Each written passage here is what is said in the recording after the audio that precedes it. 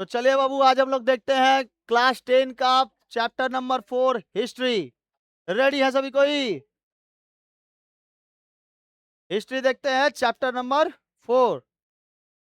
और पिछले क्लास में हम पूरा विक्टोरिया मेमोरियल पढ़ा कौनो एगो मेरे को मैसेज किया था यूट्यूब पे, कमेंट तुम लोग में से किया था कोई?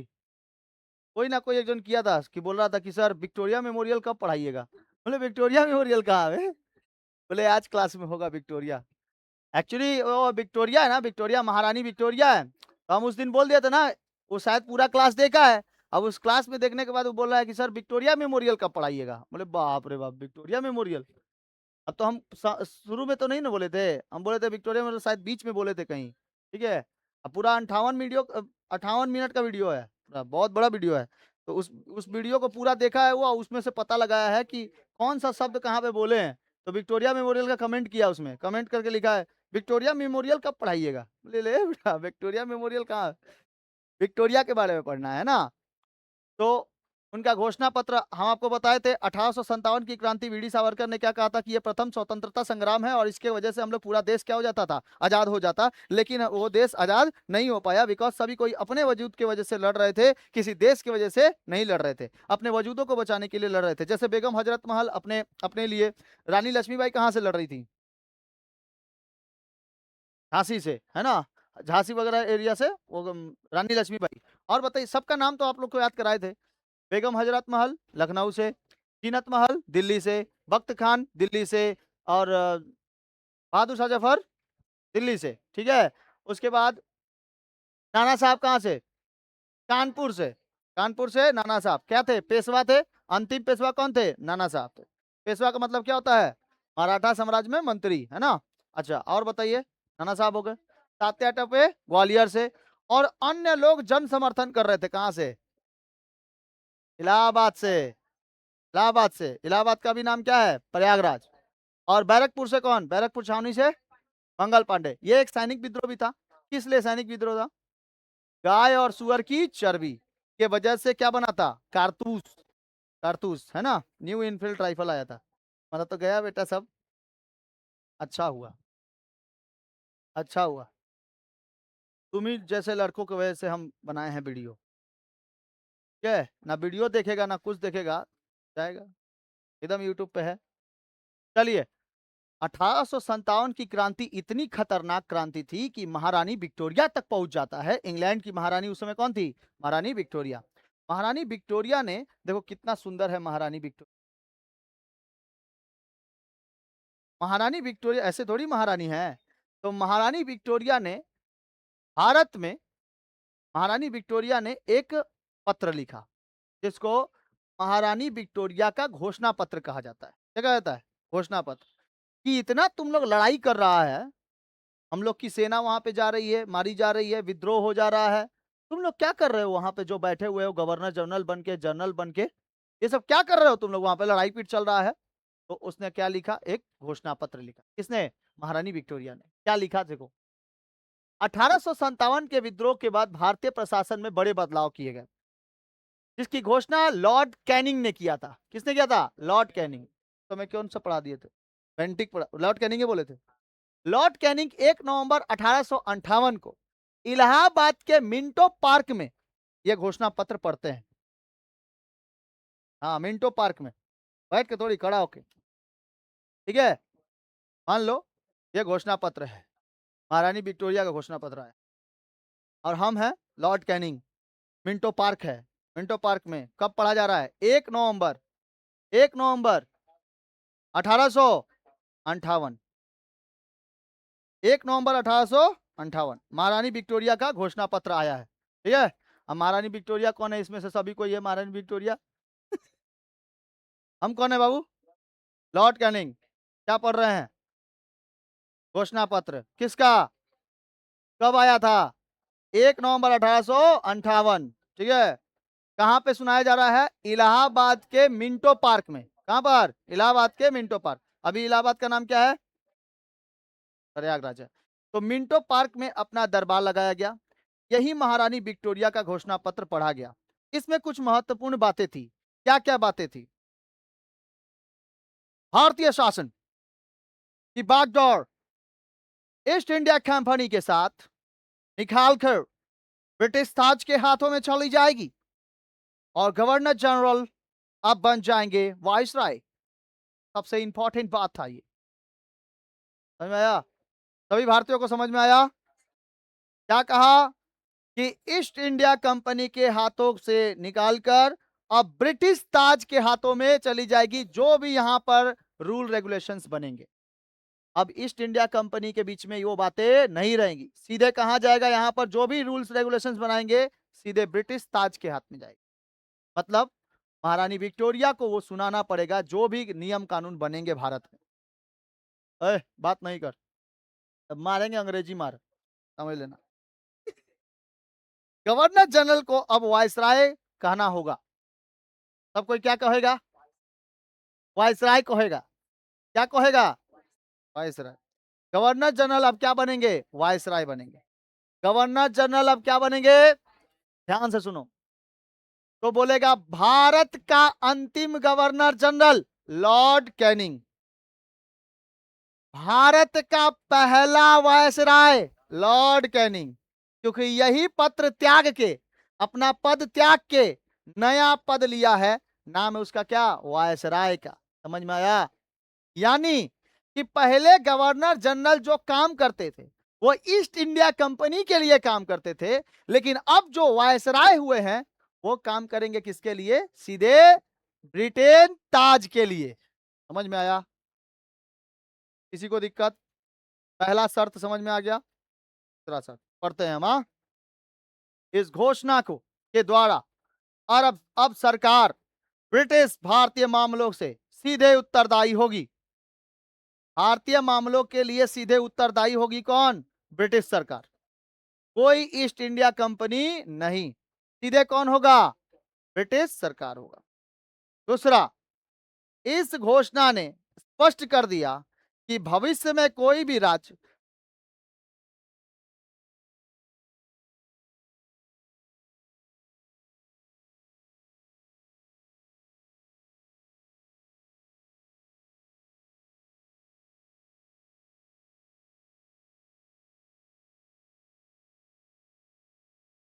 तो सामने आके एकदम झिंगा लाला हु करके बैठ,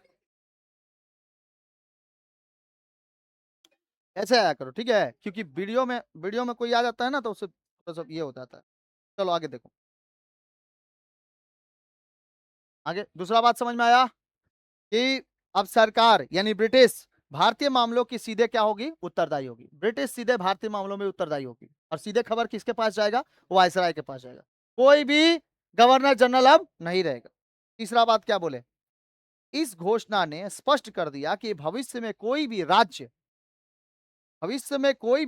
अंग्रेजी राज्य से नहीं मिलाया जाएगा।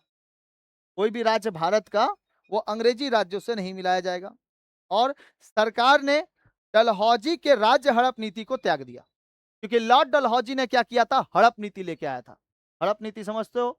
जैसे उसकी जमीनें लूट लो, जहां नजर फेरे वो जमीनें किसकी हो गई? लॉर्ड डलहौजी की हो गई। ऐसे तो हड़प नीति थी एकदम खतरनाक। ये हड़प नीति क्या हो गई? बंद हो गई। ठीक है? हड़प नीति किसके साथ चलाया गया था? लॉर्ड डलहौजी ने चलाया था। भारतीय राजाओं को गोद लेने का अधिकार वापस मिल गया। जो राजा थे, रानियां थी, अगर गोद लेना चाहता है और अपने बच्चे को अगला राजा बनाना चाहता है तो बना सकता है। ये किसके वजह से? रानी लक्ष्मीबाई की वजह से। ठीक है? अगला चौथा क्या कहते हैं, सुनो।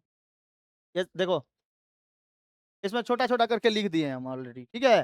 तो क्या कहते हैं देखो, वायसराय का पद खत्म, गवर्नर जनरल को अब वायसराय कहा जाने लगा। राज्य हड़प नीति किसने चालू किया था? लॉर्ड डलहौजी ने। राज्य हड़प नीति को त्याग दिया गया, मतलब अब नहीं होगा राज्य हड़प नीति। दूसरा, गोद लेने का अधिकार, भारतीय राजाओं को पुनः गोद लेने का अधिकार मिल चुका था। ठीक है?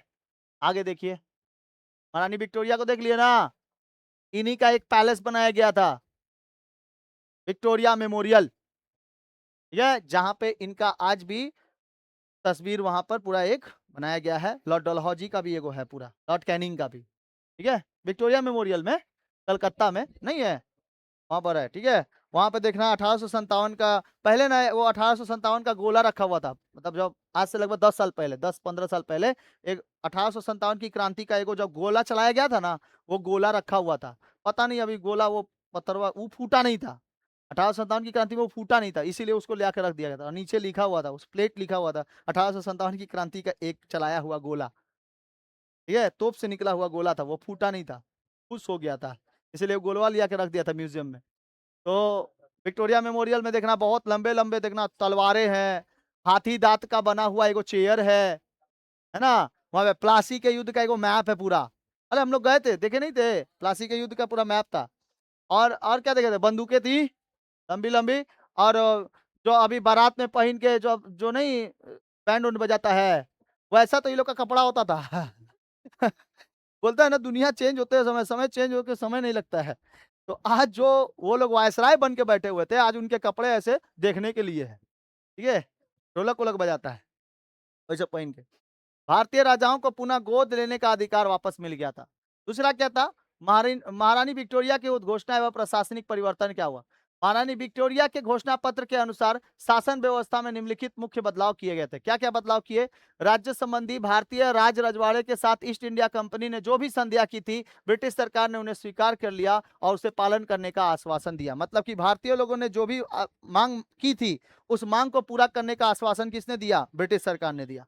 धार्मिक स्वतंत्रता मिली, ब्रिटिश सरकार ने स्पष्ट कर दिया कि वो भारतीयों के धार्मिक और सामाजिक मामलों में किसी प्रकार का हस्तक्षेप नहीं करेंगे। जिनको जो जलाना है जलाए, सती प्रथा करना है करे, कुछ किसी को बाल विवाह करना है करे, हम लोग तुम्हारे धर्म में नहीं जाएंगे, ठीक है। काहे कि ये धार्मिक मामला भी तो था ना, गाय और सुअर की चर्बी, तो ये धार्मिक मामला भी था। तो इस वजह से ये वाला क्या हो गया, देखो अगर तुमको 1857 की क्रांति का कॉन्सेप्ट क्लियर है ना, तो आप ये कौन कौन सी घोषणाओं में आए हुए थे वो लिख दोगे। पहला घोषणा क्या चीज, पहला क्या चीज शर्तें रहेंगी कि जो गवर्नर जनरल है वो क्या बनेगा, वायसराय बनेगा। दूसरा, गोद लेने का पूरा अधिकार है तुम्हारे, धर्मनिरपेक्ष में हम कुछ हस्तक्षेप नहीं करेंगे, तुम्हारे सामाजिक वाले मामलों में हम कुछ हस्तक्षेप नहीं करेंगे, जिनको जो लड़ना है करना है करिए, ठीक है। ये होता था। तो धार्मिक स्वतंत्रता मिल गई थी, सब कोई अपने तरीके से आप पूजा उजा कर सकते थे, मंदिर जा सकते थे, मस्जिद जा सकते थे। सैन्य पुनर्गठन हुआ, विद्रोह से पूर्व भारतीय और यूरोपीय सैनिकों का अनुपात 5:1 था। भारतीयों का अनुपात कितना था, 5, और यूरोपियों का सैनिकों का अनुपात कितना था, 1। यानी भारतीय 5 थे और उस पर यूरोपीय शक्ति कितनी थी, 1। फिर भी यूरोपीय क्या थे, सबसे ज्यादा ताकतवर थे। सोचो अगर ये 5 मिलके अगर एक को दबाया जाए तो ये कहाँ नामो निशान मिलेगा इसका, नहीं। लेकिन सब कोई किसके लिए, अपने लिए लड़ रहे थे। जिसे घटाकर कितना कर दिया गया, 2:1। यानी 2 जन कौन रहेगा, भारतीय, और 1 रहेगा कौन, यूरोपीय। विद्रोह के पूर्व भारतीय सैनिकों की संख्या कितनी थी, 2,38,000, जो घटाकर कितने कर दी गई, 1,40,000 कर दी गई। तोपखाना, इसे पूर्णतः यूरोपीय सैनिकों को नियंत्रण कर दिया गया। तोपखाना कौन चलाएगा, यूरोपीय शक्तियां चलाएगी। भर्ती में बदलाव किया गया, बंगाल और अवध के सैनिकों की संख्या कम कर दी गई और उनके स्थान पर पंजाबी और गोरखा सैनिकों की संख्या में बढ़ोतरी की गई। किसको किसको कम कर दिया, बंगाली और अवध के लोगों को, यानी बिहारिया लोग, बंगाली और बिहारी लोगों को कम कर दिया गया। अंग्रेजवा क्या कहता जानते हो बंगालियों को, ये लोग केवल माछ भात खाता है, ये लोग खा के फूल जाता है, ये लोग को दौड़ने की शक्ति नहीं होती है, ये लोग इंटेलिजेंस में बहुत अच्छा काम करेंगे, इसलिए ये लोग को इंटेलिजेंस में भरो। जैसे तोपखाना में इन लोग को दौड़ने के लिए छोड़ दो, मतलब दौड़ाओ मत इसको, इन लोग को भरो इंटेलिजेंस में। और जो दौड़ने वाले हैं ना, जैसे गोरखा पंजाबी, ये लोग एकदम भयंकर भयंकर दिखाई देते, एगो लंबा चौड़ा तो एगो नाटा नाटा, किसी जगह पे भी घुस जाएगा नाटा वाला, और जो लंबा चौड़ा देख लेगा तो दुश्मन भी उससे दौड़ेगा। ओए पुत्र कितने आया है, वो तो कितने आया है ओए, ठीक है। और एगो कौन रहेगा, नेपाली लोग रहेगा, तो वो लोग डरता नहीं है मौत से, मरने से डरता नहीं है वो लोग, ठीक है। उन लोग के पास जाबाज बहुत ज्यादा होते हैं गोरखास, जहां कहीं पर भी कूद कूद के मारते हैं, कूद के आंख में मार देगा इसे, ठीक है, ऐसे। समझ में आया। तो वो लोग थोड़े से छोटे छोटे होते हैं। तो पहाड़ पे लड़ने के लिए कौन थे, गोरखा, पहाड़ों पे लड़ने के लिए गोरखा को लिया गया था। और पंजाबी लोग तो ऐसे ही लंबे लंबे होते हैं, एकदम खतरनाक होते हैं, ठीक है। वो लोग को तो देख के एकदम पूरा, वो 1.25 लाख एक लड़ाऊं, ता गोविंद सिंह नाम का हूँ, ठीक है। मतलब 1.25 लाख से एक ही को लड़ा जाता था, ऐसे होते थे। तो इसलिए पंजाबियों और गोरखा को सबसे ज्यादा इंपॉर्टेंट महत्व दिया गया लड़ाई में। नए पद का सृजन हुआ, भारत की देखरेख के लिए एक नए अधिकारी भारतीय राज्यों के सचिव के लिए नियुक्त किया गया। इनकी सहायता से 15 सदस्य की एक मंत्रा परिषद बैठी, यानी काउंसिल बैठी। जैसे हम लोग का एक काउंसिल बैठा हुआ है ना, कभी कभी हम नहीं देखते, तुम लोग से पूछ लेते हैं कि टेस्ट कब लें कैसे, तो वो लोग मंत्रियों का एक पूरा काउंसिल बैठा। जैसे हम तुमसे पूछ दिए बाबू देखो सब सब डिसीजन हम ही ले लेंगे, ऐसा थोड़ी है। तुम लोग का जिस दिन सुविधा होगा उस समय में दोगे। जैसे मान लो कि हम रविवार को बोल दिए, तो कोई कोई बोला सर रविवार को कहीं जाते हैं, इधर उधर कहीं दूसरे जगह जाते हैं क्लास करने के लिए, या फिर कुछ आपका कंप्यूटर में जाते हैं, आज इसके दिन छोड़ दीजिए। ठीक है, अगले दिन दे देना। ऐसा रहता है कि नहीं? तो उसी तरह हम लोग क्या करते हैं कि ये काउंसिल बनाता है। तो 15 सदस्यों का क्या बना, एक काउंसिल बना। ठीक है, जैसे हम लोग का सेवा परमो धर्म का ये है, हम लोग का डोनेशन करते हैं, तो हम लोग क्या करते हैं, पूरा का पूरा एक डिसीजन करते हैं कि किस समय में जाना अच्छा रहेगा। रात के समय में जाके डोनेशन करना अच्छा रहेगा कि सुबह के समय में। तो ज्यादातर का जो ये रहता है, जो वोटिंग रहता है, वो रहता है कि शाम के समय में ठीक रहेगा और रविवार के दिन ठीक रहेगा, क्योंकि रविवार के दिन सबका छुट्टी रहता है। तो ये क्या बैठा है, काउंसिल बैठा। आज भी जैसे काउंसिल बैठने वाला है, तो 15 सदस्यों के एक मंत्रा परिषद यानी कि काउंसिल बनाई गई, जिसमें 15 सदस्यों में से 8 सदस्य की नियुक्ति सरकार द्वारा और 7 सदस्यों की नियुक्ति कोर्ट ऑफ डायरेक्टर्स के द्वारा की गई। यानी 8 सदस्य रहेंगे, ये किसके द्वारा, सरकार के द्वारा, और 7 सदस्य जो रहेंगे ये कोर्ट ऑफ डायरेक्टर्स के द्वारा चुना जाएगा। लेकिन टोटल कितने सदस्य रहेंगे, 15 सदस्य। ज्यादा सदस्य ले लेंगे तो सबका अपना अपना दिमाग लगाने लगेगा। उससे अच्छा है कि 15 सदस्यों का दिमाग लिया जाए और सबकी अपनी अपनी बातें, सबके अपने अपने काउंसिल्स के उठा के लिया जाएगा बातें, और उन बातों को एक जगह करके उसके बाद इनबिल्ट कराया जाएगा भारतीयों की जनता पर। ठीक है, ये बात था। दूसरा क्या था, 1857 के विद्रोह का समय सारणी देख लो, पूरा का पूरा समय सारणी लिख दिया, जिसमें पीला पीला कलर का है वो सबसे इंपॉर्टेंट है। जैसे 29 मार्च 1857 को क्या हुआ था, बैरकपुर में मंगल पांडे द्वारा सैन्य अधिकारी किया गया था। सैन्य अधिकारी का क्या कर दिया गया था, हत्या। 12 मई 1857 को विद्रोहियों को दिल्ली पर अधिकार, बहादुर शाह द्वितीय यानी बहादुर शाह जफर को भारत का सम्राट घोषित किया गया, 12 मई 1857। उसके बाद सितंबर, बहादुर शाह द्वितीय को, जफर को नहीं, सितंबर 1857 को दिल्ली पर पुनः अंग्रेजों का अधिकार हो गया और मध्य भारत में विद्रोह आरंभ हो गया। 6 दिसंबर 1857 को कानपुर का युद्ध सर कॉलिंस कैलम ने जीता, झांसी की रानी और तात्या टोपे को मिलना पड़ा। ठीक है, कब, 6 दिसंबर 1857। मई 1858 को अंग्रेजों ने बरेली के जगदीशपुर और कालापी को पुनः जीत लिया। उसके साथ साथ 1 नवंबर 1858 को लॉर्ड कैनिंग ने इलाहाबाद में महारानी विक्टोरिया का घोषणा पत्र पढ़ा। ठीक है, तो इसमें जो जो इंपॉर्टेंट है आपको लगा दिए हैं, आप लोग देख भी सकते हो और जाके सबसे ऑनलाइन वाले लोग तो बहुत अच्छा है, आप लोग स्क्रीन शॉट ले सकते हो। स्क्रीन शॉट, ये वाला, ये वाला, जो जो स्टार कर दिए आप आराम से इसमें देख सकते हो। ठीक है, ठीक है, तो बताइए 2 फरवरी 1857 19वीं स्थानीय पैदल सेना का बहरमपुर में विद्रोह। 29 मार्च 1857 बैरकपुर में मंगल पांडे का विद्रोह। 10 मई 1857 मेरठ से सैनिकों का विद्रोह, मेरठ से। एक्चुअली में 1857 की विद्रोह कहां से चालू हुई थी, मेरठ से। 10 से 30 मई 1857 को दिल्ली, फिरोजपुर, बंबई, अलीगढ़ आदि उत्तर प्रदेश के शहरों में विद्रोह का प्रसार हुआ। 12 मई 1857 को विद्रोहियों ने दिल्ली पर अधिकार कर लिया और बहादुर शाह द्वितीय को भारत का सम्राट घोषित किया। 4 जून 1857 को ग्वालियर, भरतपुर, झांसी, इलाहाबाद, लखनऊ आदि में विद्रोह हुआ। 6 जून 1857 को नाना साहब को कानपुर का पेशवा घोषित किया गया। 6 जुलाई में इंदौर, सागर, महू और झेलम में विद्रोह हुआ। अगस्त 1857 में सागर एवं नर्मदा घाटी प्रदेश में अन्य मतलब बहुत सारे असैन्य विद्रोह चले थे। इसमें दिल्ली पुनः अंग्रेजों का अधिकार कर लिया कब, सितंबर 1857। यानी सितंबर 1857 में अंग्रेजों ने पूरा का पूरा दिल्ली पे कब्जा कर लिया। और सबसे पहले किसको मारा गया, ये बहादुर शाह द्वितीय को। ठीक है, दिल्ली से आगे बढ़ते हैं। संस्थाओं का युग चला, संस्थाओं का युग। भारत में 1885 में कांग्रेस की स्थापना किसने किया था, ए ओ ह्यूम ने किया। ए ओ, याद रखिएगा, ए ओ ह्यूम ने किया था। Allan Octavian Hume, Allan Octavian Hume. और किसका, कांग्रेस की स्थापना। जो आज पंजा छाप है ना, राहुल गांधी वाला पंजा छाप, उसका स्थापना कब हुआ था, 1885, ताकि अलग दल बने। यानी कांग्रेस की स्थापना किसने किया है, अंग्रेजों ने किया है, अंग्रेजों के समय से है और आज भी बरकरार है कई कई राज्यों में। जैसे केरल में आज भी पाकिस्तानी झंडा लहराता है, भारतीय झंडा नहीं। जब वहां केरल में अभी जीता, केरल का जो विधानसभा वोट हुआ उसमें जो जीता, तो वहां पे पूरा का पूरा हरा कलर का झंडा, पाकिस्तानी झंडा लहराया गया। वहां सरकार किसकी है? कांग्रेस की है। ये कांग्रेस को बनाया किसने था? भारतीय तो है ही नहीं तब तो। तब ये लोग कैसे कह सकते कि हम लोग भारतीय हैं? और राहुल गांधी केवल क्या लेके, वो संविधान लेके पड़ा रहता है। हम लोग का संविधान ये ऑर्डर देता है, हम लोग का संविधान ये ऑर्डर देता है। अरे बेटा, तुम्हारा संविधान तुम खुद ही खतरे में डाला हुआ है ना। एक्चुअली में तुम लोग का तो संविधान मतलब कि ये लोग का तो बना ही नहीं है भारत में। भारत में ये लोग का स्थापना खुद ही किसने किया है? अंग्रेजों ने किया है। तो ये लोग कौन सोचेगा? ये इटली से पढ़ा लिखा है। कौन? राहुल गांधी इटालियन है ये, ठीक है। इसकी माँ भी सोनिया गांधी भी उधरी से, ठीक है।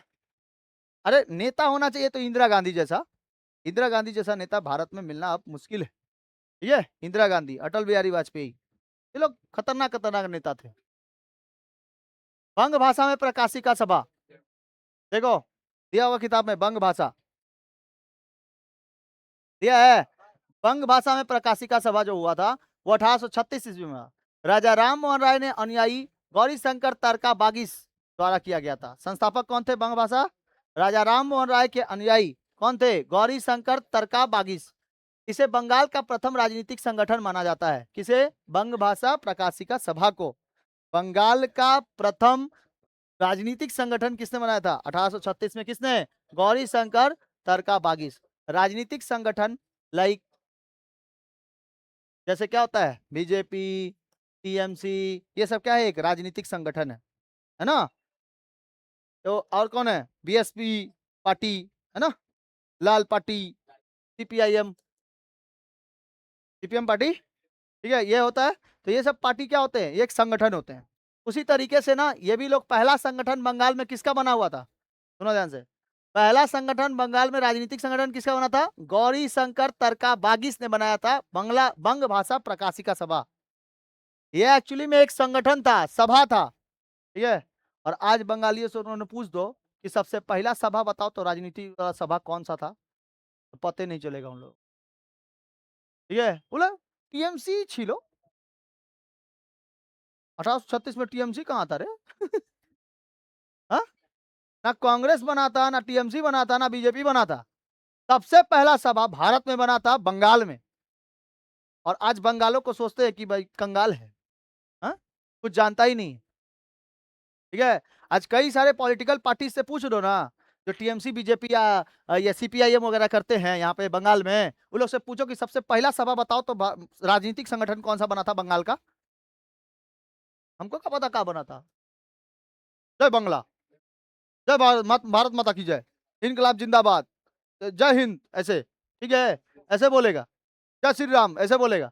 लेकिन ये नहीं बोलेगा कि हाँ 1836 में बना था। तुम लोग बता देना, तुम लोग से कौन पूछा ये ऐसा ऐसा है, तुम लोग हमारे साथ जुड़ो, झंडा लेके चलो, कंधे पे झंडा लेके चलो, टीएमसी का झंडा, बीजेपी का झंडा लेके चलो। बोला अभी हमको पढ़ने का समय है। आपसे पूछे एगो सवाल, आप बताइए, तब हम आपका झंडा लेके चलेंगे, ठीक है। आप बता दीजिए थोड़ा सा, पहला संगठन कौन सा बना था, सभा? तो बोलेगा कांग्रेस सबसे पहला क्या था? सभा था। सबसे पहला राजनीतिक संगठन कोई अगर बोलेगा ना, तो बोलेगा देखना कांग्रेस बोलेगा 1885 में। उससे भी पहले बन चुका था एक सभा 1836 में, ठीक है। उसको जवाब दे देना, 1836 में पहले बना था। उसके बाद 1885 में एक बेहतरीन तरीके से कांग्रेस की संगठन बनी थी, ठीक है, सरकार बनी थी, ताकि अंग्रेजों से हटकर भारतीयों को भी अपना एक राजनीतिक सभा चुनने का मौका मिले, ठीक है। ताकि भारत में भी कई सारे ऐसे लोग हैं जो पढ़े लिखे हैं, तो उन लोगों को भी क्या मिले? राजनीति करने का मौका मिले। जैसे अंग्रेज लोग करते थे वैसे भारतीयों को भी मिले। नहीं तो अंग्रेज लोग कब तक ख्याली संभालेंगे। सरकारी क्रियाकलापों में समीक्षा करना और सुधार के लिए प्रार्थना पत्र भेजना, बंगालियों को राजनीतिक रूप से एक करना और अपने राष्ट्रवाद की भावना जगाना, ब्रिटिश सरकार की नीतियों में आम जनता को अवगत कराना, ये सब इसका मुख्य उद्देश्य था। इसे भारत में राजनीतिक संस्थाओं और विकासों के मार्गों में मील का पत्थर कहा जाता है। किसको? बंग भाषा प्रकाशिका सभा को मील का पत्थर कहा जाता है, ठीक है। नेक्स्ट, लॉर्ड हॉडल्स एसोसिएशन और जमींदार सभा। जमींदार सभा को 1838 में कलकत्ता में किया गया था द्वारकानाथ टैगोर द्वारा। द्वारकानाथ टैगोर जमींदार के हितों और राजनीतिक अधिकारों पर रक्षा करना, कर मुक्त भूमि को अपहरण और विद्रोह करना। द्वारकानाथ टैगोर, राजा राधाकांत देव, प्रसन्न कुमार ठाकुर, राजा काली कृष्णा, ये सब क्या थे? प्रमुख नेता थे किसके? लॉर्ड हॉडल्स और एसोसिएशन ऑफ जमींदार सभा का। तो इसका नाम याद रखिएगा आप लोग, जमींदार सभा। तो पहला सभा कौन सा बना था? बंग भाषा प्रकाशिका का सभा बना था 1836 में। और उसके बाद कौन सा सभा बना? 1838 में। ठीक 2 साल बाद, 2 साल बाद बना द्वारकानाथ टैगोर द्वारा जमींदार सभा। ठीक है, इसमें कौन कौन थे प्रमुख नेता? द्वारकानाथ टैगोर, राजा राधाकांत देव। अच्छा, इस संस्था में इंग्लैंड को ब्रिटिश इंडिया सोसाइटी स्थापना एडम्स द्वारा किया गया था। इसका सहयोग मिला था। यह पहली संस्था थी जिसने अपनी शिकायतों को दूर करने के लिए संवैधानिक उपचारों का यानी कॉन्स्टिट्यूशनल रेमेडीज का प्रयोग किया था। यह पहली संस्था थी, यह पहला संस्था थी जिन्होंने पहली बार एक आवाज उठाया था कि कॉन्स्टिट्यूशनल होना चाहिए, जो भी चीजें नियम कानून के अनुसार से चलनी चाहिए। यानी सेना भी अपने नियम के अनुसार काम करेगी, पुलिस वाहिनी भी अपने नियम के अनुसार काम करेगी, इस तरीके से। प्रसन्न कुमार ठाकुर और अंग्रेज सचिव विलियम कार्वी ने इसे सचिव थे। लंदन में इसे प्रतिनिधि कौन करे थे? जॉन कॉफर्ड। इनके किसान प्रति राजस्व में छूट की मांग थी और ब्रिटिश पार्लियामेंट में इसकी बातों को पहुंचाई जा रही थी। दूसरा देखो, प्रमुख तथ्य, क्विक रिवीजन अगर हम लोग करें तो देखो प्रमुख तथ्य में बंगाल के राजनीतिक आंदोलन का आरंभ किसने किया था? राजा राम मोहन राय ने। राजा राम मोहन राय के अनुयायियों ने किया था मेनली। लॉर्ड हॉडल्स एसोसिएशन में कुछ अंग्रेज अधिकारियों जैसे थियोडोर डिकेंस, विलियम कार्वी ने भी सहायता प्रदान किया था। किसमें? जो जमींदार सभा था, जमींदारी सभा था ना, दूसरा 1838 में। यह संगठन मुख्य रूप से जमींदार और बंगाल के संभ्रवत्व यानी एलाइट लोगों का था, जिसमें इनके किसानों और अधिकारों पर भी ध्यान दिया जाता था। किसान के ऊपर सबसे ज्यादा ध्यान दिया जाता था। इंडियन एसोसिएशन, भारत सभा, 3 गो सभा पढ़े। एगो सभा, पहली सभा बंगाल बंग भाषा प्रकाशिका सभा, एक तो जमींदार सभा और एगो भारत सभा, है ना। इंडियन एसोसिएशन या भारत सभा। तो भारत सभा के देखो कौन थे? सुरेंद्र नाथ बनर्जी। भारत सभा में सबसे इंपॉर्टेंट आदमी कौन है? सुरेंद्र नाथ बनर्जी। सुरेंद्र नाथ बनर्जी होएगा। कांग्रेस की स्थापना से पूर्व, बताओ कांग्रेस की स्थापना कब हुई? 1885। किसने किया? एओ ह्यूम ने किया। तो कांग्रेस की स्थापना से पूर्व यह भारत की सबसे प्रभावशाली और महत्वपूर्ण संस्था मानी जाती थी। स्थापना का प्रमुख व्यक्तित्व क्या मिलता है? स्थापना तिथि 26 जुलाई 1876 को अल्बर्ट हॉल में कलकत्ता में हुआ था। सुरेंद्र नाथ बनर्जी तथा आनंद मोहन बोस इसके संस्थापक थे। पदाधिकारी कौन थे? सचिव आनंद मोहन बोस। और अध्यक्ष कौन कर रहा था कलकत्ता में? बैरिस्टर मोहन घोष। ये बोस, ये घोष। ठीक है। तो भारतीय सभा की स्थापना, बंग भाषा प्रकाशिका सभा की स्थापना 1836 और जमींदार सभा की स्थापना 1838 और ये वाला 1876। ठीक है। 1885 में कांग्रेस की स्थापना से पहले 3 गो सभा बनी थी। बंग भाषा प्रकाशिका सभा 1836, 1838 जमींदार सभा और 1876 भारतीय सभा या भारत सभा, इंडियन एसोसिएशन। कहां पे हुआ था? अल्बर्ट हॉल, कलकत्ता में। किसने इसकी स्थापना किया था? संस्थापक कौन थे? सुरेंद्र नाथ बनर्जी। ठीक है, सुरेंद्र नाथ बनर्जी। आनंद मोहन बोस। मुख्य सचिव कौन थे? आनंद मोहन बोस। मेन जो आदमी थे उसमें से मुख्य सचिव। अध्यक्ष के बाद में कलकत्ता के बैरिस्टर मोहन घोष हो गए इसके। अच्छा, संस्था का मुख्य उद्देश्य क्या था? देश में जनमत की जनमत का मतलब होता है वोटिंग। जैसे आप 18 साल के हो जाएंगे ना जब, तो आपको वोट देने का अधिकार मिल जाएगा। 18 साल। हम जैसे देखो वोट दे के आए हैं, सिल्वर एलोडाइट का बना होता है ये जो सियाही होती है ना, ये सियाही ऐसे लगा देगा तो इसका मतलब आप वोट दे के आए। बायां हाथ में लगाता है सबको, ज्यादातर बायां हाथ। ठीक है। किसको वोट दे के आए हैं? काहे बताए? जो जीता उसी को, वो वही है जो जीता उसी को वोट गया है। मतलब सबसे ज्यादा अधिक किसको वोट गया है? जो जीता है। अब देखो, जनमत को हम लोग क्या कहते हैं? वोटिंग कहते हैं।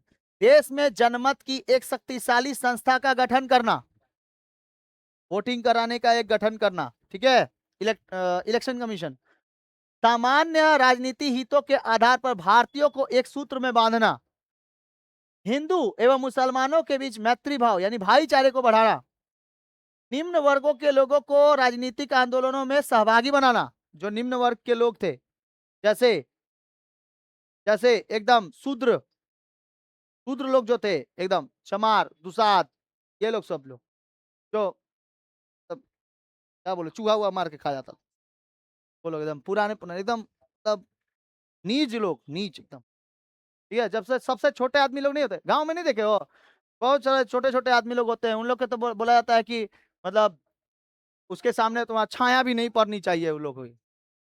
ठीक है, छाया भी नहीं पड़नी चाहिए। गांव में ऐसे बहुत सारे लोग हैं जो अभी भी देखना, वो चमार का तो एक पूरा बस्ती है, चमार लोगों का, द ग्रेट चमार। ठीक है, पूरा चमार का एक बस्ती है पूरा। और वहां पे उन लोग को मतलब कि इज्जत दिलाने के लिए, उन लोगों को एक समानता लाने के लिए भीमराव अम्बेडकर ने बहुत ज्यादा मदद किया। लेकिन क्या बोला जाता है, जहां पे पिछड़ा वर्ग रहेगा, जो पिछड़े वर्ग के लोग होते हैं वो माइनॉरिटी में गिने जाते हैं, मेजोरिटी में नहीं। जैसे भारत में कई सारे ऐसे माइनॉरिटी और मेजोरिटी हैं। मेजोरिटी का मतलब होता है जो अल्पसंख्यक ना हो, बहुत ज्यादा हो। जैसे हिंदुस्तान में हिंदुओं की संख्या बहुत ही ज्यादा है, ये मेजोरिटी में। लेकिन बौद्धों की संख्या बहुत ही कम है, जैनों की संख्या क्या है, कम है, पंजाबियों की संख्या क्या है, कम है। तो ये लोग को हम लोग क्या कहते हैं, माइनॉरिटी कहते हैं। वैसे ही ये लोग भी क्या होते हैं, माइनॉरिटी में आते हैं। जो किस में आते हैं, एससी और एसटी में आते हैं। एससी और एसटी, शेड्यूल कास्ट और शेड्यूल ट्राइब। सबसे कमजोर लोग जो होते हैं, सबसे कमजोर जो कास्ट होता है वो शेड्यूल ट्राइब होता है। ये लोग होते हैं जो दुसाद होते हैं। जैसे देखना यहाँ पर वो खाना वाला का नहीं है उधर का लोगों को, वो लोग सब एसटी में आते हैं। लोग सब चमार है, वो लोग यही सब काम करता है, जूता उता सिलने का जो काम होता है। उन लोग का देह धाजा से ही देख लेना ऐसा लगता है। ठीक है, ऐसे होते हैं। लेकिन ऐसा नहीं समझना है। ठीक है, अभी सब कोई को मान्यता क्या है, समान है। शहरों में सबकी मान्यता भी समान है, लेकिन गांव में अभी भी देखना, अभी भी कोई लोग को ना घर में नहीं घुसने देता है। अगर कोई छोटी जाति का तुम्हारे घर में अगर आ जाएगा ना गांव में, तो लोग को दूरे से, ए बाबू दूरे से, इधर घर में अभी पोछा ओछा लगा ही नहीं है जा, अभी ना। ठीक है, ऐसे। लेकिन एक इंसानियत रहती है कि अगर वो बोलता है कि मुझको हमको खाना होना चाहिए, थोड़ा सा खाना दे दीजिए, तो वो क्या करता है कि लाके उसको बाहर से खाना लाके दे देता है। जैसे हमारी नानी घर में ना, नानी एक अलादा से मेरा बर्तन उठा के रखी हुई है अलग से, इसको चमारों को खिलाने के लिए। इंसानियत तो है ना, बोल के पढ़ी लिखी नहीं है तो, लेकिन जानती है इंसानियत क्या होता है। अगर उस बच्चे को भूख लगा है, बच्चा है उसको भूख लगा है, तो उसको खाना दे देती है। ठीक है, मिट्टी का वो बर्तन है, गिलास है, सब अलग से करके रखा हुआ है उन लोगों के लिए। अगर वो लोग आते हैं कुछ खाने उन्हें मांगने के लिए, जैसे पूजा स्थल में आ जाते हैं, छठ पूजा वगैरह होता है ना, तो प्रसादी और मांगने आता है वो लोग, तो उन लोग के लिए अलग से बर्तन है, बर्तन में दे दिया जाता है, मतलब रख दिया जाएगा, वो वहां से उठा के लेके चल जाएगा, लेकिन घर में नहीं घुसेगा। ये भी है इंसानियत है। लेकिन एक बात ये भी है कि वहां पर लोग उतना ज्यादा एजुकेशन नहीं है, तो इसलिए लोग वहां पर क्या करते हैं, समानता नहीं रखे हुए हैं। अभी भी उन लोगों को देखते हैं कि पिछड़ी जाति का ही लोग। निम्न वर्ग उसी को कहते हैं। ठीक है, निम्न वर्ग के लोगों को राजनीति आंदोलन से। अच्छा, प्रमुख कार्य क्या है, देखो, साधारण वर्ग की भागीदारी। सुरेंद्र नाथ बनर्जी ने मध्यम वर्ग के साथ साथ साधारण वर्ग के लिए भी जोड़ने के लिए चंदे की दर को 30 रुपए वार्षिक को घटाकर 5 रुपए वार्षिक कर दिया। ठीक है, 30 रुपया से घटाकर कितना कर दिया, सुरेंद्र नाथ बनर्जी की वजह से 5 रुपया वार्षिक दर कर दिया। यानी कि आप साल भर में कितना रुपया दीजिएगा, 5 रुपया केवल। सिविल सर्विस आंदोलन। सिविल सर्विस, पहले सिविल सर्विस में भर्ती होने के लिए 21 साल का उम्र होना चाहिए था। अब 21 साल के बाद मान लो कि अगर नहीं परीक्षा निकल पाया तो बेटा 40 साल का हो जाता था, तब आता था नौकरी वोकरी।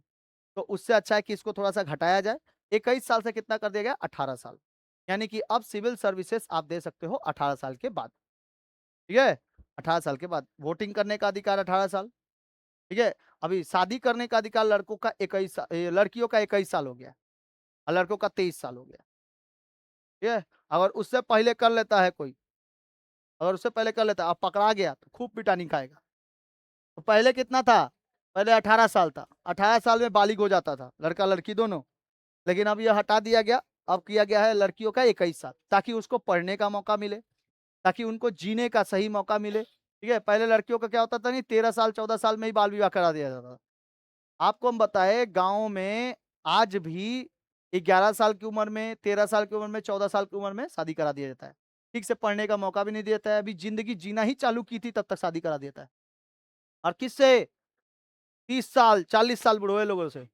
और वो लोग बेटा बीमारी के डर से मर जाता था। बीमारी से मर जाता था, और ये विधवा हो जाती थी, लड़कियां विधवा हो जाती थी, तो उन लोग को सती माता सती प्रथा के रूप में जला दिया जाता था। ठीक है, इसलिए अंग्रेजों ने कहा कि हम तुम्हारे धार्मिक स्थलों में, हम तुमको बिगड़ना है बिगड़ो बेटा तुम लोग, ठीक है, लेकिन हम तुम्हारे धार्मिक मामलों में कोई भी हस्तक्षेप अब नहीं करेंगे। अंग्रेजों का ये कहना था। ठीक है, कुछ कुछ भलाइयां ऐसी थी अंग्रेजों ने किया, जैसे सती प्रथा को बंद करा के बहुत ही अच्छा काम किया। कम से कम औरतें बच तो जाती थी, ठीक है, और नहीं तो इसे तो सती प्रथा में जला दिया जाता था। ये बहुत खतरनाक होते थे। तो सिविल सर्विसेज में देखो, इंडियन सिविल सर्विस परीक्षाओं में बैठने की उम्र कितनी थी? 19 वर्ष से बढ़ाकर उल्टा लिख दिया करे। 21 वर्ष करने की मांग को लेकर देशव्यापी ये मांग हुआ है, मांग हुआ है कि आप 19 वर्ष से कितना करा दो बढ़ाकर 21 वर्ष। किसानों के लिए कार्य, अभी तो आप 18 साल के बाद आप सिविल सर्विसेज का एग्जाम दे सकते हो, कोई दिक्कत नहीं है, पर शर्त ग्रेजुएशन होना चाहिए। अब 15 साल की उम्र में आपने क्या दिया? 12 क्लास, सॉरी 10th क्लास। उसके बाद 17 साल की उम्र में आपने दिया कितना? 12 दे दिया। तो 17 के बाद 3 साल और जोड़ लो, तो कितना हो गया? 21 हो गया ना। ग्रेजुएशन कंप्लीट के बाद ही आप सिविल सर्विसेज दे सकते हो। हाँ, 20-21 साल लगभग लगभग में। ठीक है, अरे कोई कोई 1 साल फेल हो जाता है तो 16 साल का नहीं हो जाता है। अभी तुम ही लोग, भगवान ना करे चल जाएगा, नंबर लेके आएगा 25-25, कौन सिविल सर्विसेज नहीं दे पाएगा। ठीक है, तो ग्रेजुएशन के बाद ही आप क्या कर सकते हो? Civil services. वैसे तो सरकारी नौकरी का जो मतलब उम्र होता है वो 18 साल हो जाता है। सरकारी नौकरी की उम्र, मतलब सरकारी नौकरी अगर चाहिए तो 18 साल के बाद ले सकते हो। ठीक है, अच्छा, किसानों के लिए कार्य कराना, किराया कानून का विरोध किया गया और बंगाल में किराया संघ जो था वो गठन किया गया। नीतियों का विरोध किया गया, vernacular press act, arms act, Albert will विरोध, जोरदार आंदोलन किया गया इसका। पत्रकारिता, सुरेंद्र नाथ बनर्जी ने बंगाली नामक समाचार पत्र निकाला, इसके माध्यम से बंगाली, बंगाली नामक एक समाचार पत्र था, किसने निकाला था? सुरेंद्र नाथ बनर्जी। इसके माध्यम से इस संस्था को उद्देश्य का प्रचार दिया, ये संस्था। ठीक है, ऐतिहासिक घटनाएं क्या क्या है? जेल यात्रा, एल्बर्ट बिल विवाद के दौरान कलकत्ता हाई कोर्ट के जज के आलोचना करने पर कारण सुरेंद्र नाथ बनर्जी को 5 मई 1838 को 2 महीने की सजा हुई। किसके वजह से? एल्बर्ट बिल विवाद से। अखिल भारतीय राष्ट्रीय सम्मेलन, प्रथम सम्मेलन कब हुआ? 29 दिसंबर 1883 को, आनंद मोहन बोस की अध्यक्षता में हुई थी अखिल भारतीय राष्ट्रीय सम्मेलन। द्वितीय सम्मेलन हुआ 25 दिसंबर 1885 को, सुरेंद्र नाथ बनर्जी की अध्यक्षता में। देखो, पहला हुआ अखिल भारतीय राष्ट्रीय सम्मेलन जब ये गिरफ्तार हो गए तब, सुरेंद्र नाथ बनर्जी 1883 में। तो प्रथम सम्मेलन कब हुआ? 29 दिसंबर 1883। तो 5 मई 1883 को ये जेल यात्रा किए, 2 महीने बाद छूट गए। तो मई, यहाँ पर देखो दिसंबर में फिर क्या हुआ? इसकी अध्यक्षता, जो पहली अखिल भारतीय राष्ट्रीय सम्मेलन था, इसकी अध्यक्षता किसने किया? आनंद मोहन बोस, जो सुरेंद्र नाथ बनर्जी के साथ क्या कर रहे थे? काम कर रहे थे। अच्छा, द्वितीय सम्मेलन कब हुआ? देखो 25 दिसंबर 1885 को सुरेंद्र नाथ बनर्जी की अध्यक्षता की गई। कांग्रेस ने विलय किया। सुरेंद्र नाथ बनर्जी ने द्वितीय राष्ट्रीय सम्मेलन में व्यस्त होने के कारण कांग्रेस के प्रथम अधिवेशन 1825 में शामिल नहीं हो सके थे। बाद में इंडियन एसोसिएशन का विलय भारतीय राष्ट्रीय कांग्रेस में कर दिया गया। देखो, कांग्रेस का जो विलय होना था ना, वो किसमें होना था? सुरेंद्र नाथ बनर्जी उसमें नहीं हो पाए, जा नहीं पाए, तो ये क्या हो गए? व्यस्त होने के कारण, राष्ट्रीय सम्मेलन में व्यस्त होने के कारण प्रथम अधिवेशन जो होना था वो 1885 में शामिल नहीं हो सके थे। कौन? सुरेंद्र नाथ बनर्जी। तो बाद में इंडियन एसोसिएशन का विलय जो किसके द्वारा चलाया गया था? सुरेंद्र नाथ बनर्जी के द्वारा। इंडियन एसोसिएशन का विलय यानी कि मैचअप करा दिया गया किसके साथ? भारतीय राष्ट्रीय कांग्रेस के साथ। समझ में आ गया?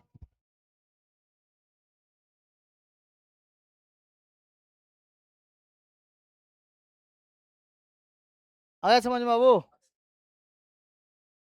बस इतना ही आज द्वितीय सम्मेलन तक। ठीक है, और क्या है? इसके बाद आप लोग को पढ़ाएंगे हिंदू मेला। इंडियन एसोसिएशन समझ में आ गया? इंडियन एसोसिएशन समझ में आ गया? सुरेंद्र नाथ बनर्जी। हिंदू मेला, हिंदू मेला के जो थे ये थे नवगोपाल मित्र, 1861 में बंगाल के महान राष्ट्र प्रेमी राजनारायण बोस ने बंगाल के लोगों को संस्कृत और परंपरा के प्रति रुचि उत्पन्न करने के लिए राष्ट्रीयता की भावना के लिए हिंदू मेला चालू किया गया। इसके परिणाम स्वरूप उनके एक शिष्य नवगोपाल मित्र ने 1867 में, कब, 1867, बात नहीं कर बाबू, पढ़ाई खत्म नहीं हुआ है अभी। 1867 ईस्वी में किसने, नौ गोपाल मित्र, नौ गोपाल मित्र ने क्या चालू कराया, हिंदू मेला, हिंदू मेला, ठीक है, हिंदू मेला चालू कराया गया। और इसमें यह एक वार्षिक उत्सव था जो प्रत्येक वर्ष चैत्र के महीने में आता था। अतः इसे चैत्र मेला के नाम से भी जाना जाता है। चैत्र के महीने में यह मनाया जाता था। किस महीने में, चैत्र के महीने में। इसलिए इस नौ गोपाल मित्र ने हिंदू मेला को, सुनो, नौ गोपाल मित्र ने हिंदू मेला को और कौन सा नाम दिया था, चैत्र मेला। ये बाबू एक सब क्या है, ये संगठन है, सभा है। हिंदू मेला मुख्यतः राष्ट्रीय मेला था। युवा नरेंद्र नाथ विवेकानंद ने भी एक मतलब जब नरेंद्र नाथ मतलब कि जब विवेकानंद एकदम कैसे थे, एकदम युवा थे, तो उनको नरेंद्र नाथ के नाम से जाना जाता था, विवेकानंद को। इस मेला महोत्सव में भाग लिया था। हिंदू मेला में नौ गोपाल मित्र ने जिम्नास्टिक, कुश्ती और अन्य परंपरावादी खेलों पर जोर दिया था। 1868 में उन्होंने अपने निवास स्थान पर एक जिम्नास्टिक स्कूल भी खोला था। नाम था उसका नेशनल जिम्नासियम रखा गया था। ठीक है, नौ गोपाल मित्र ने 1868 ईस्वी में जिम्नास्टिक स्कूल, जिम्नास्टिक स्कूल खोला। का नाम क्या था, नेशनल जिम्नासियम, नेशनल जिम्नासियम, ठीक है, नेशनल जिम्नासियम। इस स्कूल में छात्र जानते हो कौन कौन थे, विपिन चंद्र पाल,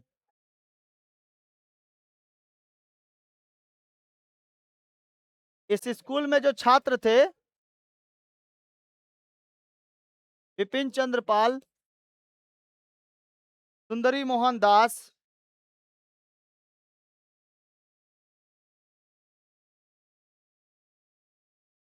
राजचंद्र चौधरी और स्वामी विवेकानंद।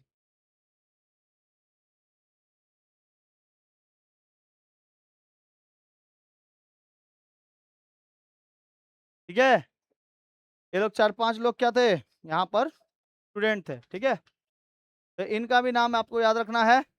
नौ गोपाल मित्र ने 1867 में क्या किया था, हिंदू मेला नामक क्या खोला था, संगठन, मासिक पत्रिका इसमें भी थी। चैत्र मेला इसको कहते थे क्योंकि चैत्र महीने में सबसे ज्यादा इसमें संगठन बने थे। अच्छा, चैत्र मेला 1867 में इन्होंने जिम्नास्टिक स्कूल खोला था। 1867 88 68 है, देखो तो 68 है, वही तो 68 बाबू, 68, 1868 दिया होगा। 1868 में जिम्नास्टिक स्कूल खोला। नया नाम क्या था, उसका नाम क्या था, नेशनल जिम्नासियम। छात्र कौन थे, विपिन चंद्र पाल और स्वामी विवेकानंद। तो 3 को नाम याद रखो, बहुत ठीक है, कोई दिक्कत यहाँ तक। तो पेज नंबर कहाँ तक हुआ, टिक लगा लो। उसके नीचे का देखो, टाइमलाइन दिया हुआ है उसके बगल पेज में, यह टाइमलाइन आप लोग को, ये टाइमलाइन कल याद करके आना है पूरा का पूरा। टिक टिक लगाओ, टिक लगाओ, जो टिक लगाना वही वाला। देखो ये वाला टाइमलाइन 1857 की क्रांति वाला, इसमें से 6 को दे देते हैं, इसमें से 6 को दे देते हैं, 6 6 12 को याद करो इसमें। हाँ वही वाला 6 को था, हाँ 6 को है ना, तो इसमें से 6 को ले लो, क्या हो, 6 को टिक लगाओ। हाँ इसमें 6 टिक लगाओ। Bengal British 3 number, 3 number, Bengal British India society, George Thomson, मिला, मिला, 3 नंबर में Bengal British India society. 5 number East India association Dadabhai Naoroji, London 1866। Indian league Sisir Kumar Ghosh, Calcutta 1875। Bombay association Jagannath Sarkar Shankar, Bombay 1852। London India committee Shri Purushottam Mudaliar, London 1862। Indian association Anand Mohan Bose एवं सुरेंद्र नाथ बनर्जी, कलकत्ता 1876। मद्रास महाजन सभा डी राघवचारी एवं एस अय्यर, मद्रास 1884। कट हुआ 5 और एक ठो। भारतीय राष्ट्रीय कांग्रेस एओ ह्यूम 1885, बंबई। मिला? यही छोटो एकदम आपको टाइमलाइंस के साथ कौन कौन अध्यक्ष किए थे, 1857 की क्रांति में कौन कौन कहां कहां पर अध्यक्षता किए थे, वो सब के बारे में आपको याद करके आना है। ठीक है, समझ में आया? किसका ये?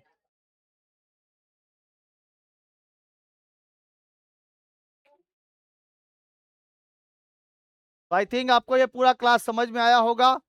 अभी 4 चैप्टर का और भी बहुत सारे अभी है, क्वेश्चन आंसर भी हम लोग सॉल्व करेंगे। मिलते हैं अगले क्लास में। जय हिंद।